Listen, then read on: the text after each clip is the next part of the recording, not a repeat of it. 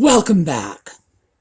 So, we are going to move today into another area of our 2020 recovery. We spent last weekend looking at finances, and we are going to get back to that because we did not exhaust that topic, not by any stretch of the imagination. But I don't know about the rest of you. I do know some people like to dive into a topic and deal with it till it's done, till it is exhausted. But I think for me, and perhaps most people, at least I think it's most people, when we start looking at our lives, little things spill out of the corners all the time. You may think you are dealing with one issue and that one issue is a priority, but all the other little stuff starts to scramble around looking for attention. It's rather like putting out fires. Years ago, my dear coworker kept a sign over her desk. Now, keep in mind, social workers, she kept a sign over her desk that said, "It's hard to remember that your job is clearing out the swamp when you're up to your ass in alligators." And it was very true. There was always going to be some little crisis pulling us away. So in that spirit, I thought we would just take a look at a few other things. I'm going to tell you where I am on this, and hopefully in the comments, you're going to tell me where you are too. All right, when we come back.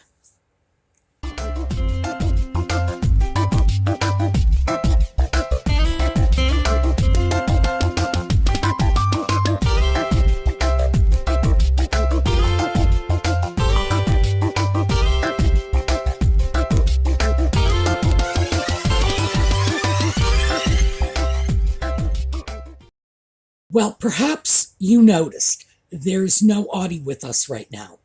Audie is in my bedroom, on the bed, curled up on a feather pillow at the foot of the bed. And I'm not going to disturb him because I put those pillows, it's two of them, put them at the foot of the bed for Audie. And I did this months ago. I thought he would like to sleep at the foot of the bed because I keep a heating pad there so that I can guarantee if he's chilly, he's always got somewhere warm to go. And then I thought, well, heating is one thing, but a cat wants comfort. So I put a couple of feather pillows there. He ignored them. Months he's ignored them. I think I put them there in October. But today I walked in and there he was, all curled up, sort of sunk in to this feather pillow. And I thought, well, finally, it's occurred to him what I did for him. He certainly looked grateful. So I'm going to leave him in there and let him sleep. Well, I am going back to the list that we had at the beginning of this little process.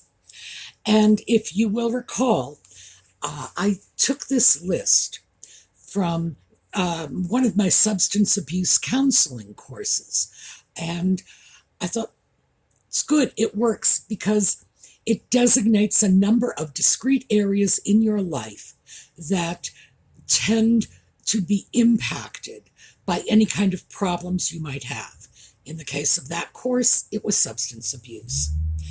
And I did that as a means of just sorting out, putting some parameters, a template, if you will, on how to tackle the stagnation of my own life post-2020. So I thought we would go back. I would let you know where I had gotten to on my list. And we can certainly talk about where you've gotten to on your list, because that's what the comments are here for.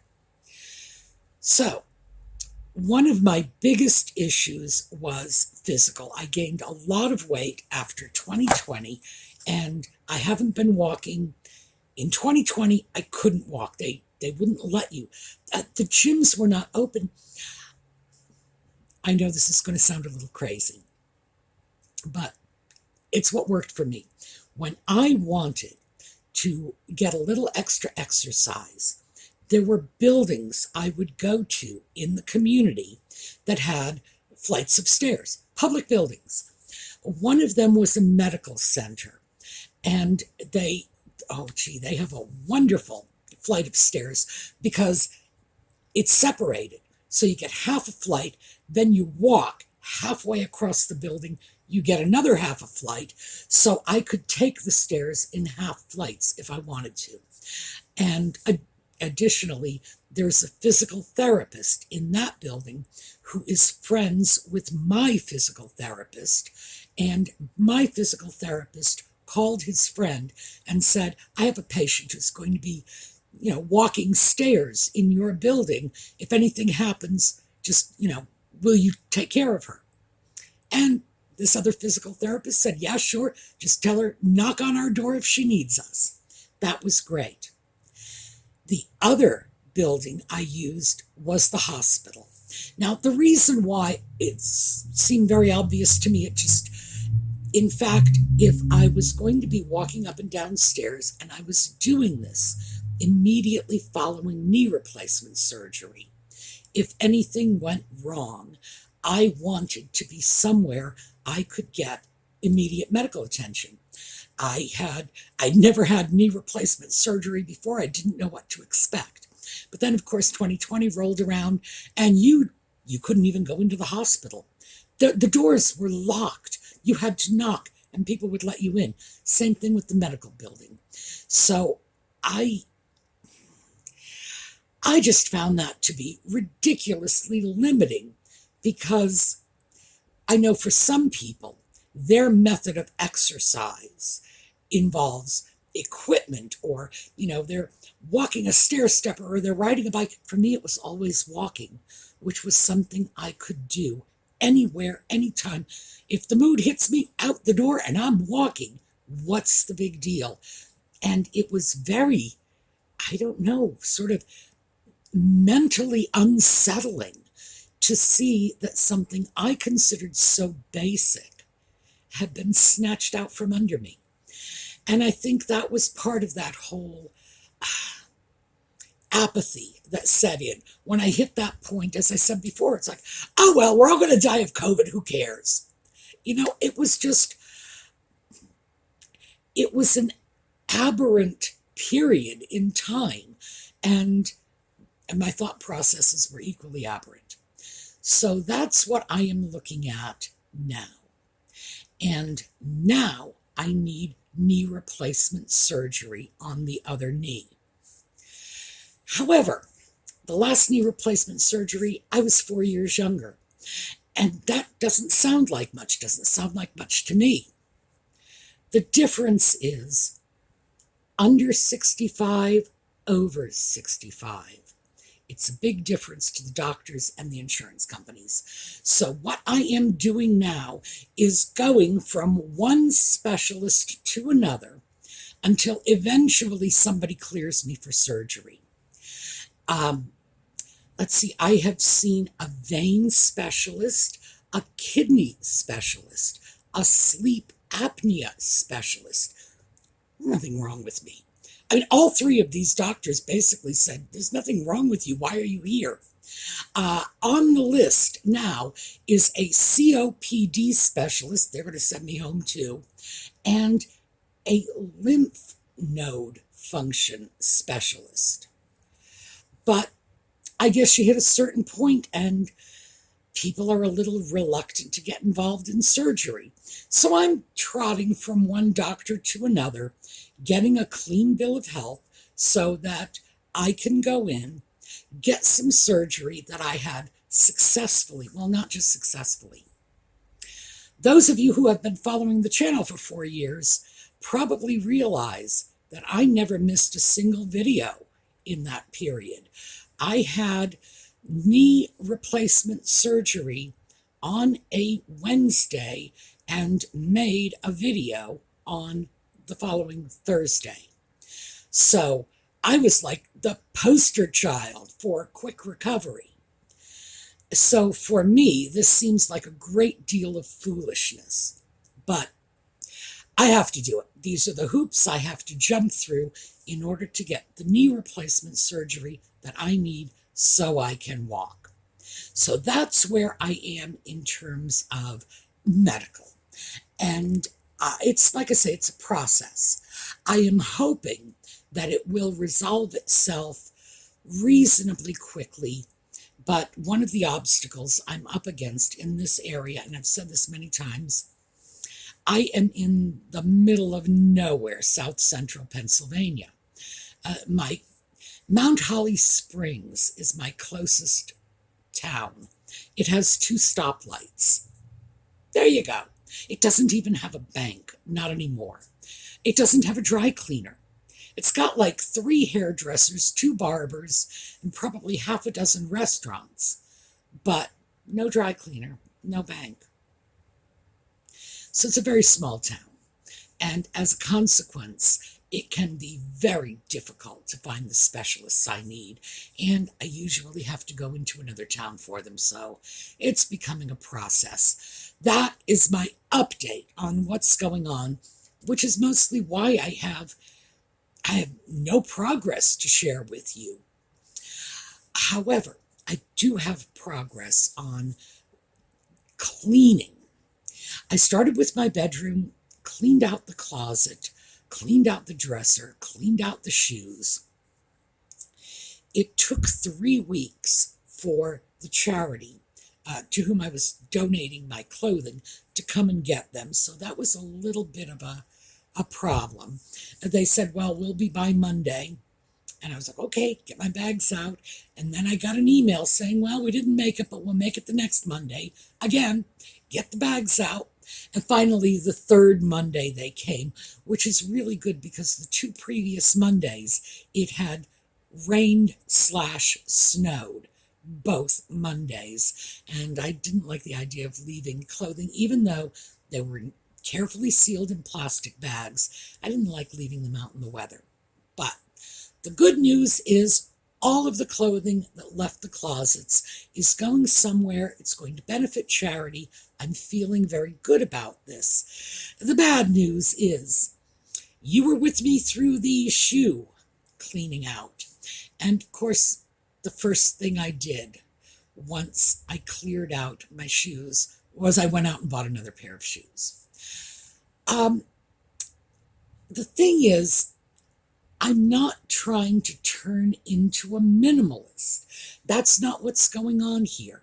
I am probably never going to be a minimalist in terms of clothing or shoes or whatever. I'm not. It's not my style. It's not something that really appeals to me. Even if I tried, I don't think I would be able to stick with it. So once I had cleared out a whole bunch of shoes, and they were tramp shoes, you saw them. So I went out and got just a pair of brown loafers. It took care of my need to get shoes. So I'm good with that. But I also realized as part of that whole clearing out process that I really needed to get some new socks. I needed to get some new underwear. These are the things, we usually don't think about.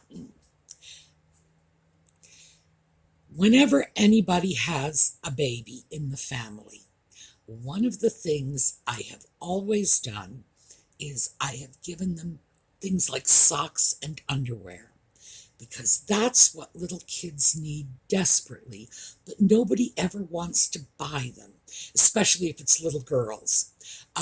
Because why would you buy socks and underwear when you can get a frilly satin dress? It's like that's the fun in buying things for little kids. But I always made a point of doing that for children because it's necessary, but it's not the fun shopping. It's, I'll leave the fun shopping to the new mom. And I'll just make sure the kid's clean and their little butt is covered. So that's sort of the way I look at my own socks and underwear. Something you need, but it's not fun. So I tend to only buy it when I need it. And my definition of needing it is how many holes are in these socks. I'm not as good about staying on top of that as I should be. So I did get socks and underwear. And that's where I'm leaving it at this point. I am not doing a lot of shopping to fill in the little gaps because, quite frankly, I had so much stuff. There were not very many little gaps. A lovely pair of loafers is fine. That's good. More socks and underwear, that's fine. But I really don't need anything else. So, and in fact, I imagine that in very short order, I'm probably going to end up getting rid of even more clothing. I am down to what I consider to be a manageable amount. I have extra coat hangers in the closet. That's good. I can open the closet door and see everything I have. That's good. And I don't look at the closet with fear, thinking if I open that, something's going to fall on me. So, pleased with that, and now I am moving out. And from the bedroom, I go into the back hall. That's where my laundry is. And one of the things that dawned on me, and you'd think I would have figured this out a long time ago, but my dryer has not been working properly for almost a year. Now, I'm very old-fashioned about appliances. With an appliance, I usually want it to do one thing and that's it, and I'm happy if it does that one thing. So for a clothes dryer, I want it to dry clothes. If I have my choice of all the clothes dryers in the world, what I want is high heat, low heat, no heat, that's it. I don't want strange cycles. And I know many of you my age are going to say, oh, I get this. Why? Because we grew up without this stuff. And when we were young and clothes dryers first became a facet in people's houses, that's all we had. We had, oh, look, hot air. Oh, look, not so hot air. Oh, look, air that's not at all hot. That's all we got. That's what I'm used to. So I'm used to very, very simple appliances. So I started looking for a new dryer because my old dryer wasn't working. And the old dryer, well, it's working, but it has all these cycles. I have no idea what they are supposed to do because I only used one, and that was the hot air. I did occasionally use the not so hot air, but that was it. And that particular cycle on the dryer, for some reason, stopped functioning. It's hot air stopped coming out when I put it on that setting. So I found another setting. Like, oh, look at this. I don't know. This is permanent press. Hot air is coming out. Put it on. And I have been using that setting. But I have to dry my clothes for a very long period of time. Previously, with the former setting, hot air, 20 minutes and the load was dry. Now with this other cycle that I'm using, it's like 60 minutes, 120 minutes. I mean, really, the last load I did took almost 2 hours. And I thought, this is not good. I should probably actually replace this dryer because it's 10 years old, and as long as it was drying my clothes, I didn't worry too much about it. But now that I am organizing my environment, moving forward, the first thing I run into is the washer and dryer in the back hall. I think it's about time I get another dryer. So I have been looking at dryers, and instead of buying a dryer that has a whole bunch of features I don't want, I'm looking at dryers that have features I do want. Hot air, not so hot air or air that's not hot at all. So that's it. I want 3 temperature settings, and I don't want the dryer to decide how it's going to work. I want to do that. I want to turn the dryer on, hot air, 20 minutes. I want to be in charge. Why? Because that's all you got out of dryers in 1962 when I first started using them. So that is my next thing, dealing with that. It should be fairly quick and easy because the good thing is those simple appliances that I like are very cheap. So I'm thrilled by that. And then, because this is just the back hall, all I have to do is move forward. There is a set of cabinets above the washer and dryer, but last summer I pulled everything out of them, organized it, and used little plastic baskets to keep all that stuff organized. So now I'm feeling good about it. But yeah, that's where I've gotten to. So that's environmental. I feel pretty good because I moved out of the bedroom. I'm moving forward. Once I am through with the back hall and the dryer is part of that process, I am probably simply going to move into the dreaded doll room, which I'm not looking forward to. But the good news about that is not a room that I must use every day. It's not like a bedroom or a bathroom or a kitchen. It's a doll room. Part of the reason I let it get so chaotic is because I'm not in there every day. So that's going to be an interesting undertaking. That is next on my list. So I've updated you on physical and environmental. Something else that I am in the process of doing, and this is where I get into the social relationships, friends and family, and emotional, because those were two separate impacts, friends and family, and then emotional. We have a lot of overlap in those categories, but they are separate. And for this, I went out, got something. This is a little silver necklace. I don't know if you can see this. It's a lovely little bar here. And the bar has engraving on it. So on one side of the bar, we have 1 Corinthians 13:13. And for those of you who don't know that quote off the top of your head, and I hardly expect you to, it reads, "And now abideth faith, hope, charity, these three. But the greatest of these is charity." So on the other side, it has the second half of that quote. The greatest of these is charity. So what this is for is back in 2020, I was in physical therapy. Remember the knee replacement surgery? That was part of the recovery. I was in physical therapy.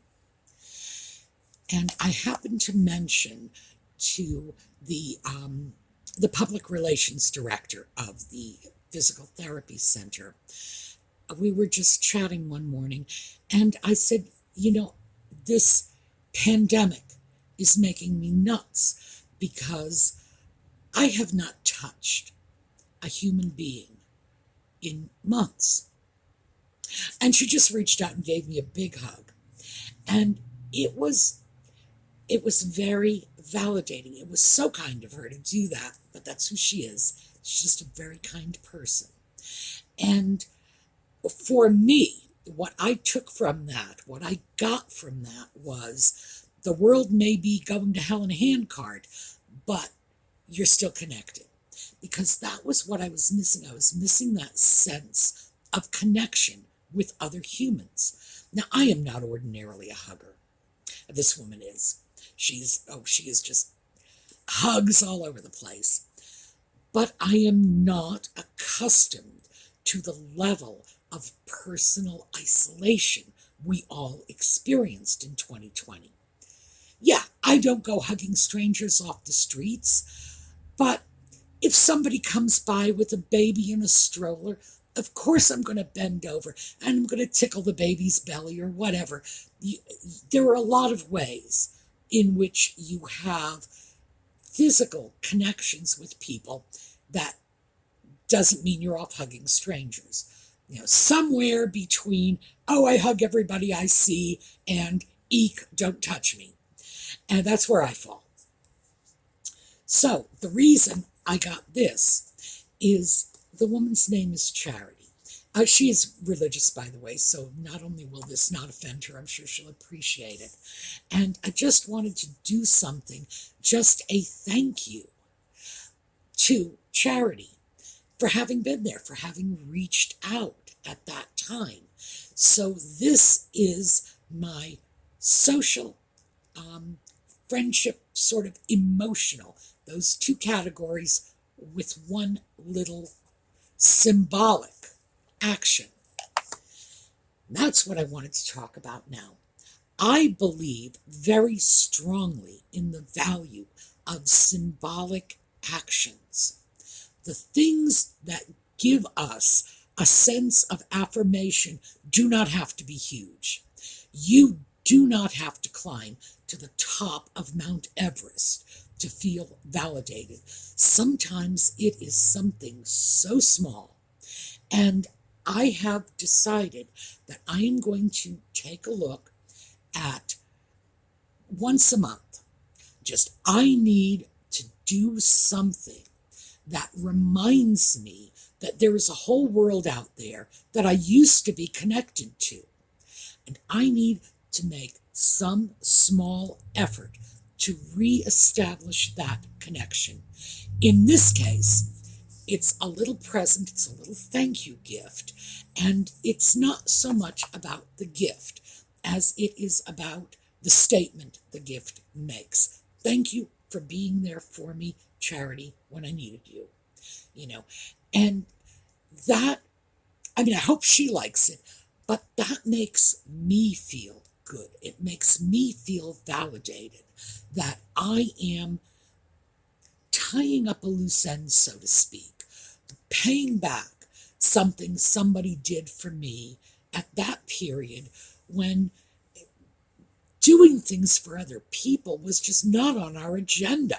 We were actually prevented from doing any of the usual kind things we might have done for others. It's just, like I say, you couldn't touch anyone. You couldn't even pat someone on the hand to reassure them. It was as if we were all here in our bubbles, and there was no sense that we're all part of the same organic mass of humans in the world. It was that lack of connection. And I guess everybody can interpret that connection as they choose. For me, that's it. So then next month, I am going to look around and find some other thing that I can do that will reinforce the fact that I'm still a part of the greater world community, that I'm still connected, I'm still here. Other people are connected to me. So I feel that's something I need to do. I need to do that just to get my head back into a pre-2020 space when it never even occurred to me that I ought not to touch people. If someone was crying, of course I would reach out to them. We all would.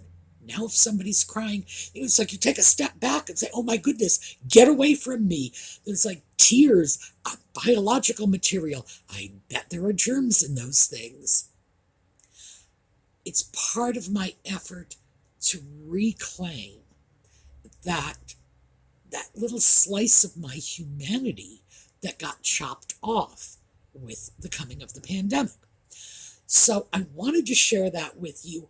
I know it probably sounds bizarre and small and foolish, but the whole process of selecting the necklace and choosing the words I wanted engraved on it, as I went through that, just the process of doing it made me feel better and better. And I will be dropping that off for charity next week. And hopefully, like I say, hopefully it'll make her feel better too. And that would be just win-win. But that is how I have decided to begin addressing the issues of how to get my emotional space back, how to sort of reconnect in a meaningful way socially with the greater world. So 2 birds, 1 stone. I like that. Let me know in the comments, because this is working for me. I hope it sparks some ideas for you. If it does, again, put them in the comments, because the comments are there for everyone to read. And keep in mind, if this is an idea that you think might work for you, it might work for others too. And I do think that's part of our little personal gardens that we need to water. All right, so that's what I have for you today.